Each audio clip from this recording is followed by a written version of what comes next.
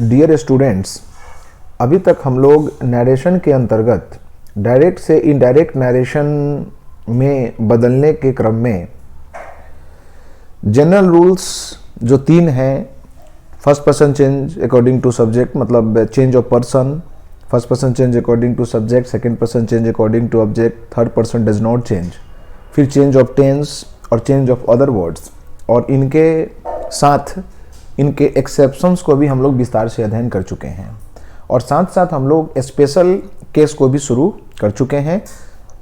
हम लोगों ने चर्चा किया था कि इंग्लिश में नरेशन के अंतर्गत 5 प्रकार के स्पेशल केसेस का अध्ययन हमें करना होता है। सबसे पहला था असर्टिव सेंटेंस, जिसकी चर्चा हम लोग पिछले क्लास में, पिछले वीडियो में हम लोगों ने किया था। बच्चों, आज हम लोग चर्चा करने जा रहे हैं ये इनडायरेक्ट नरेशन। यदि इन्वर्टेड कॉमाज के भीतर में इंट्रोगेटिव सेंटेंस आया हुआ हो डायरेक्ट नरेशन में, तो उसका इनडायरेक्ट नरेशन में हम लोग कैसे बदलते हैं। बच्चों, तो सबसे पहले आप हेडिंग दे दीजिए इंट्रोगेटिव सेंटेंस। सबसे पहले हेडिंग दे दीजिए इंट्रोगेटिव सेंटेंस और फिर आइए 2 शब्द हम लोग इंट्रोगेटिव सेंटेंस के विषय में लिखे, उसके विषय में लिखे। तो सबसे पहले हमने हेडिंग दे दिया इंट्रोगेटिव सेंटेंस। अब हम लोग इंट्रोगेटिव सेंटेंस के अंतर्गत कुछ बातें हैं। लिखिए, यदि रिपोर्टेड स्पीच में इन्वर्टेड कॉमाज के भीतर, यदि रिपोर्टेड स्पीच में इन्वर्टेड कॉमाज के भीतर, यदि रिपोर्टेड स्पीच में इन्वर्टेड कॉमाज के भीतर इंट्रोगेटिव सेंटेंस आया हुआ हो, इंट्रोगेटिव सेंटेंस आया हुआ हो, तो उसका इनडायरेक्ट नरेशन आया हुआ हो तो उसका इनडायरेक्ट नरेशन निम्नलिखित रूल्स के आधार पर बनाया जाता है। तो उसका इनडायरेक्ट नरेशन निम्नलिखित रूल्स के आधार पर बनाया जाता है। बच्चों, यहाँ इंट्रोगेटिव सेंटेंस को हम लोग अभी 2 भागों में बांट देते हैं। पहला इंट्रोगेटिव सेंटेंस को हम लोग 2 भागों में बांट दिए और सबसे पहला जो है ए नंबर पॉइंट करके लिखिए, yes no question, yes no question. सबसे पहला लिख लीजिए यस नो क्वेश्चन। तो अभी हम लोग इनडायरेक्ट नरेशन जो बनाएंगे वो यस नो क्वेश्चंस का होगा, अर्थात डायरेक्ट नरेशन में इन्वर्टेड कॉमाज के भीतर यस नो क्वेश्चन आया हुआ हो तो उसका इनडायरेक्ट नरेशन हम लोग कैसे बनाएंगे। बच्चों, इंट्रोगेटिव सेंटेंस का मतलब हुआ कि जब हम लोग बेसिक क्लासेस में 1 से 6 बना रहे थे, तो जो 3rd, 4th, 5th और 6th अर्थात तीसरा, चौथा, 5वां और 6ठा जो सेंटेंस था आपका, वह इंट्रोगेटिव सेंटेंस था। और इंट्रोगेटिव सेंटेंस में को हम लोगों ने यहाँ 2 भागों में बांटा। पहला हो गया आपका यस नो क्वेश्चन, और यस नो क्वेश्चन का मतलब हो गया कि तीसरा और चौथा। यस नो क्वेश्चन का मतलब हुआ कि जब 1 से 6 में से हम लोग बनाते हैं तो तीसरा और चौथा यह आपका कहलाएगा यस नो क्वेश्चन। बच्चों, अब जब यस नो क्वेश्चन जब इन्वर्टेड कॉमाज के भीतर हो तो आइए एक लाइन इसके विषय में भी आप लिख लीजिए। लिखिए, यदि डायरेक्ट नरेशन में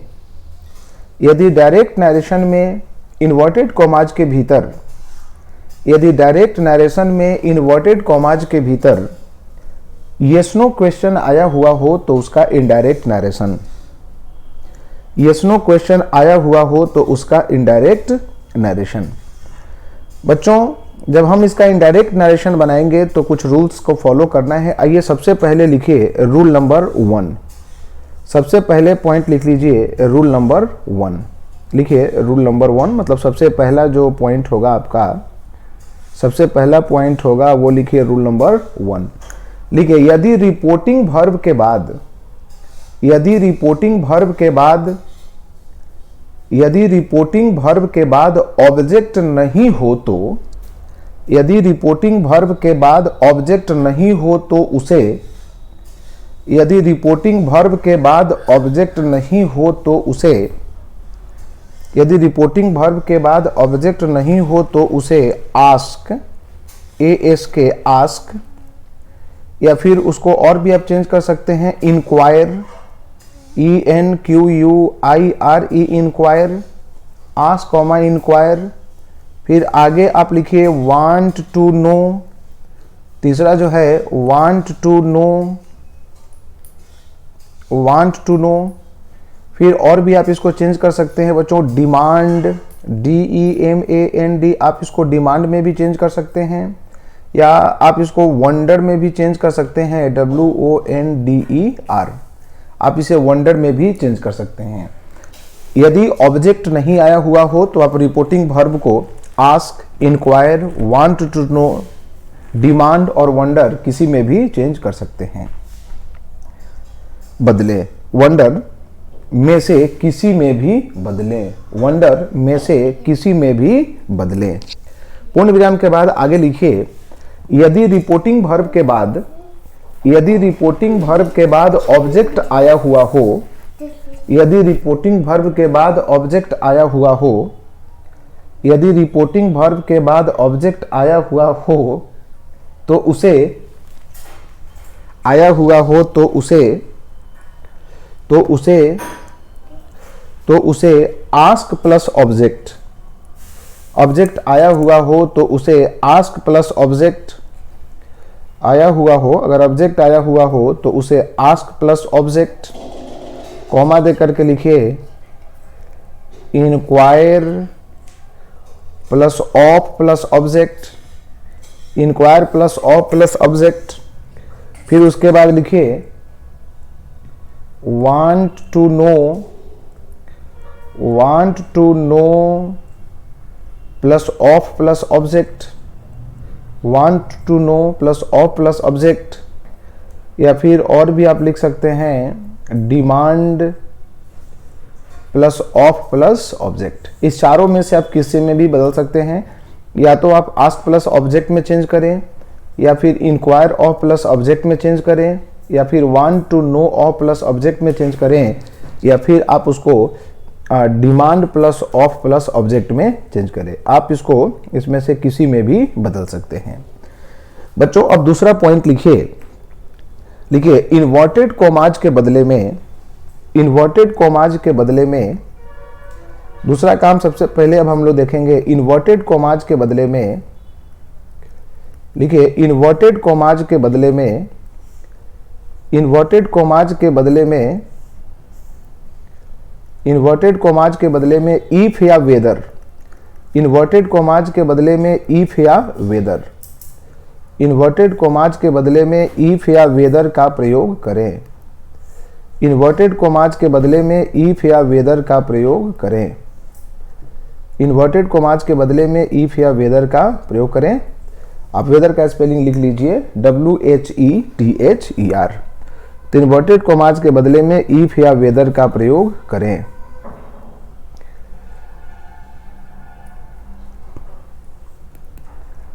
इन्वर्टेड कॉमाज के बदले में इफ या वेदर का प्रयोग करना है। तीसरा पॉइंट लिखिए, लिखिए सेंटेंस को, सेंटेंस को, सेंटेंस को, सेंटेंस को इंट्रोगेटिव से एसर्टिव बना दें, सेंटेंस को इंट्रोगेटिव से एसर्टिव बना दें।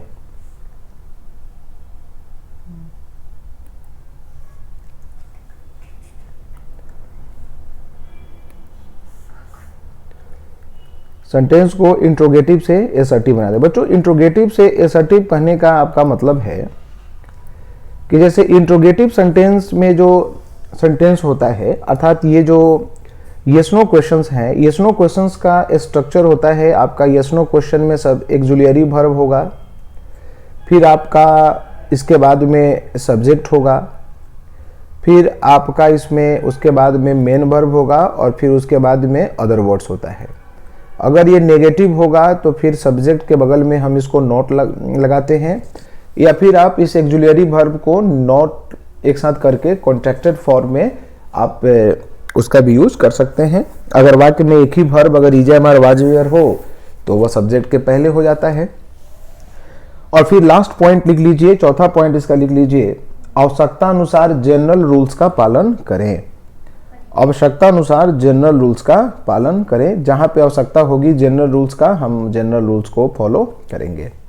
चलिए अब आइए कुछ क्वेश्चंस हम लोग देखते हैं।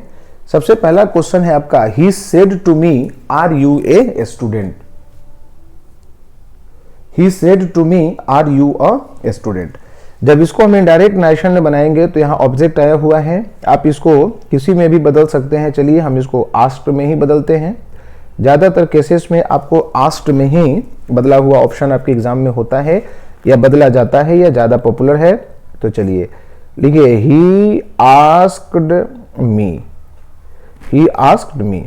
अब इन्वर्टेड कॉमास के बदले में बच्चों यहाँ या तो आप इफ लगाइए या वेदर लगाइए, जो आपकी इच्छा है। चलिए हमने इफ लगा दिया। अब आर यू ए स्टूडेंट या इंट्रोगेटिव है, इसको जब आप एसर्टिव बनाएंगे तो आर यू स्टूडेंट का एसर्टिव हो जाएगा you are a student. You are a student, you are a student, यह आपका एसर्टिव हो गया।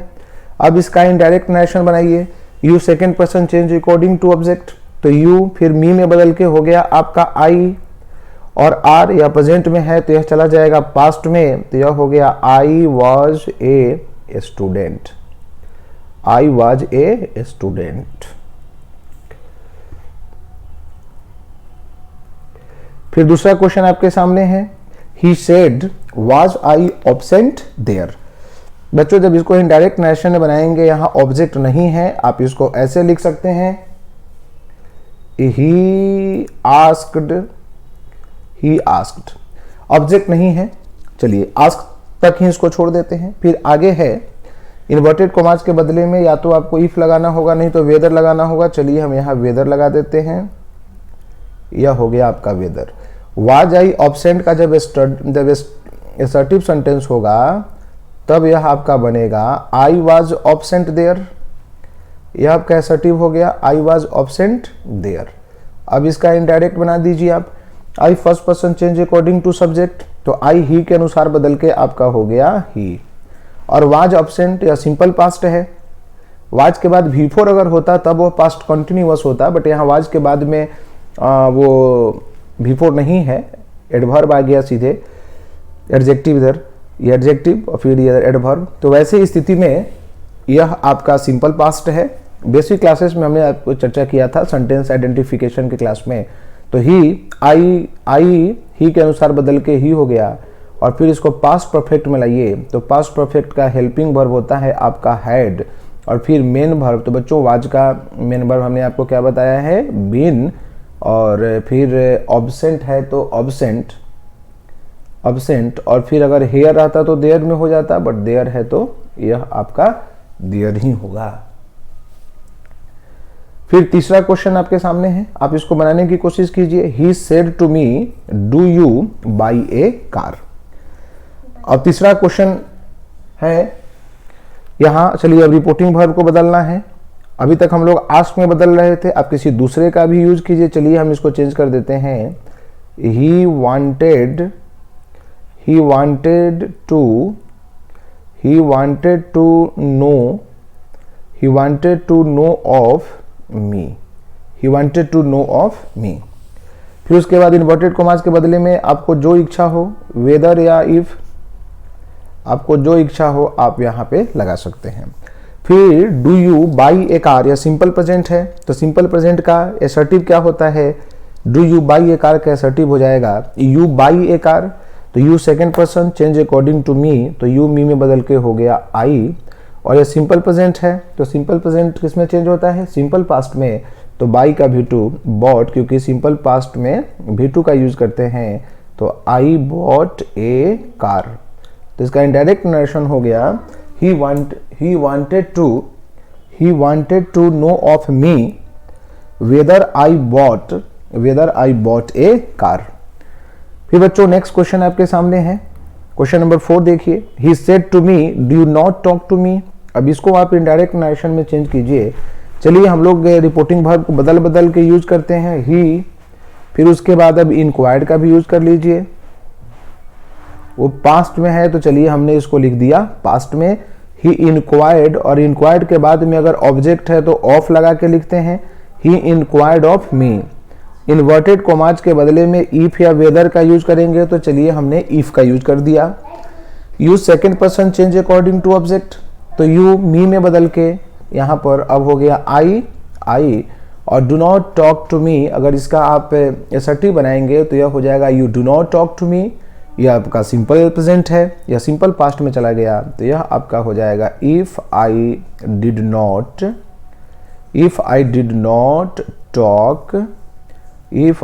Not talk to me, first person change according to subject, तो यह आपका हो गया बच्चों, यह हो गया आपका हिम। चलिए फिर और क्वेश्चन की तरफ बढ़ते हैं हम लोग। क्वेश्चन नंबर 5 है आपका, किरण आस्क्ड मी। अब घबराने की जरूरत नहीं है, क्वेश्चन है यहाँ रिपोर्टिंग क्लॉज में जो वर्ब है वह आस्क्ड में है, कोई बात नहीं। अभी तक हम लोग बदल रहे थे आस्क में, क्वेश्चन में ऑलरेडी आस्क में दिया गया है, कुछ दूसरा भी हेल्प रिपोर्टिंग वर्ब आ सकता है, तो इस पे परेशान नहीं होना है। किरण, फिर उसके बाद में हो गया आस्क्ड, किरण आस्क्ड मी। इन्वर्टेड कोमाज के बदले में बच्चों हमने क्या बताया आपको, इफ या वेदर, दो आपकी इच्छा हो आप यूज कर सकते हैं इफ। फिर आगे सेंटेंस को एसर्टिव बनाना है, तो डिड यू सी, यह सिंपल पास्ट है आपका, जब इसको एसर्टिव बनाएंगे तो यू सॉ हो जाएगा, फिर और वह चेंज हो जाएगा पास्ट परफेक्ट में, तो you second person change according to me, तो यह हो गया आपका आई। और सिंपल पास्ट आपका चेंज किस में होगा, सिंपल पास्ट चेंज होगा पास्ट परफेक्ट में, तो यह आपका हो गया इफ आई हैड, सी का भीतरी हो गया बच्चों सीन, द क्रिकेट मैच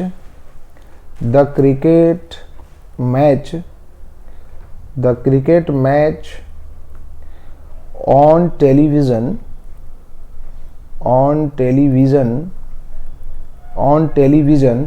बच्चों लास्ट नाइट को हमने क्या बताया था, लास्ट नाइट आपका चेंज हो जाएगा द प्रीवियस नाइट में।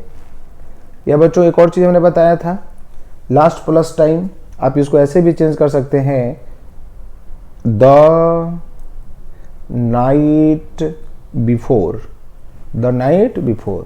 बट एक छोटा सा बात यहाँ बच्चों स्टार करके आप ध्यान रखिएगा कि आपके एग्जाम में यह प्रश्न आया था, तो यहाँ पर लास्ट नाइट को previous night, the previous night और द नाइट बिफोर में चेंज न करके इसको चेंज उसने कर दिया था द अर्लियर नाइट में। द अर्लियर, ये ऑप्शन में था आपका द अर्लियर नाइट, यद्यपि ऑप्शन में आपका प्रीवियस नाइट भी था, द नाइट बिफोर भी था, लेकिन वो ग्रामर के अनुसार गलत हो जा रहा था, उसमें कहीं कहीं हैड नहीं था, या फिर अन्य प्रकार से वो इनडायरेक्ट बनाया था, जिसके कारण बाकी दो ऑप्शंस आपके कट रहे थे। तो एक ऑप्शन यह था द अर्लियर नाइट। तो एक बार आपके एग्जाम में आया है, आप ध्यान रखेंगे कि लास्ट प्लस नाइट को आप अर्लियर, लास्ट प्लस टाइम को आप द अर्लियर प्लस टाइम में भी चेंज कर सकते हैं। नेक्स्ट क्वेश्चन आपके सामने है, should I wait for them or go on he wondered. तो रिपोर्टिंग क्लॉज बाद में है, हो सकता है, ऐसे लिखने का तरीका है, आपको पीछे बता चुके हैं हम। तो अब वाक्य को शुरू कीजिए, ही वंडर्ड। आप यहाँ ध्यान रखिएगा कि यह जो है रिपोर्टिंग क्लॉज कहीं भी हो सकता है, और रिपोर्टिंग क्लॉज में जो वर्ब है वह कोई भी वर्ब हो सकता है, आप इस पर परेशान नहीं होंगे। तो ही वंडर्ड। फिर उसके बाद इन्वर्टेड कोमाज के बदले में बच्चों हमने लगा दिया आपको वेदर, तो वेदर हो गया। और शुड आई वेट, तो I should wait, I first person change according to subject, तो आई ही के अनुसार बदल के आपका हो गया ही। और फिर बच्चों शुड तो बदलता नहीं है, तो चलिए आप शुड को सीधे लिख दीजिए, ही शुड। फिर आगे है वेट, तो वेट हो गया। फिर फॉर है तो फॉर हो गया। मी है तो me, wait for them first person, third person तो बदलेगा नहीं, तो चलिए देम को हम वहां पे हुबहू देम लिख देते हैं, for them, should wait for them, और फिर आगे आप लिख दीजिए और गो ऑन। नेक्स्ट क्वेश्चन है आपका यस नो क्वेश्चन का लास्ट क्वेश्चन आपके सामने है, आप इसको खुद से बनाने का प्रयत्न कीजिए, कोशिश कीजिए। मदर सेड टू मी, आप इसको इनडायरेक्ट नरेशन बदलिए, कोई भी आप हेल्पिंग रिपोर्टिंग वर्ब के बदले में यूज कीजिए। तो यह आपका हो गया Mohan asked me, inverted commas के बदले में हमने लगा दिया इफ। फिर use second person change according to me, तो यह हो गया आई। और फिर आई के लिए अब विल का क्या हो जाएगा बच्चों पास्ट में, यह हो जाएगा वुड। कम को बच्चों हम किस में चेंज करेंगे, गो में। हेयर किस में चेंज हो जाएगा, हेयर चेंज हो गया देयर में। फिर आगे है एंड हेल्प, और me first person change according to mother, तो मदर के अनुसार यह हो गया हर। तो बच्चों इस तरह से हमने देखा कि यदि डायरेक्ट नरेशन में इन्वर्टेड कोमाज के भीतर अगर इंट्रोगेटिव और इंट्रोगेटिव में यदि येस नो आया हुआ हो तो उसका इनडायरेक्ट नरेशन हमें कैसे बनाना है। बच्चों नेक्स्ट वीडियो में हम आपको बताएंगे कि यदि इन्वर्टेड कोमाज के भीतर डायरेक्ट नरेशन में, और डायरेक्ट इन्वर्टेड कोमाज है तो डायरेक्ट नरेशन ही होगा, तो इन्वर्टेड कोमाज के भीतर इंट्रोगेटिव में से WH क्वेश्चंस आया हुआ हो तो उसका इनडायरेक्ट नरेशन कैसे बनाएंगे। आज के लिए इतना ही। That's all for today. Thank you very much.